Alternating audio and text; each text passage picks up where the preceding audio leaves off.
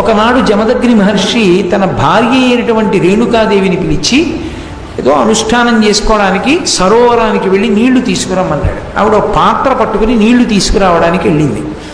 అక్కడికి చిత్రరథుడు అనబడేటటువంటి గంధర్వుడు తన భార్యలతో వచ్చి మెడలో పూలదండలు వేసుకుని జలక్రీడలు ఆడుతున్నాడు.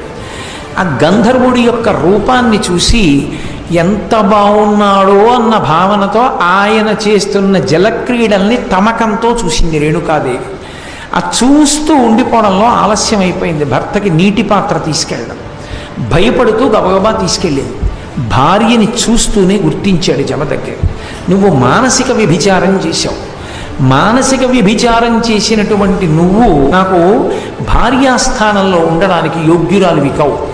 అందుకని నిన్ను భార్యాస్థానంలో ఉంచుకుని నేను ఇక గృహస్థాశ్రమంలో ఉండడం కుదరదు అని 5వ వాడైనటువంటి భార్గవరాముణ్ణి పిలిచాడు. పిలిచి మీ తల్లిని సంహరించు అన్నాడు. వెంటనే కత్తి తీసి తల నరికేశాడు తల్లి. ఆవిడ తల ఊడి పడిపోయింది.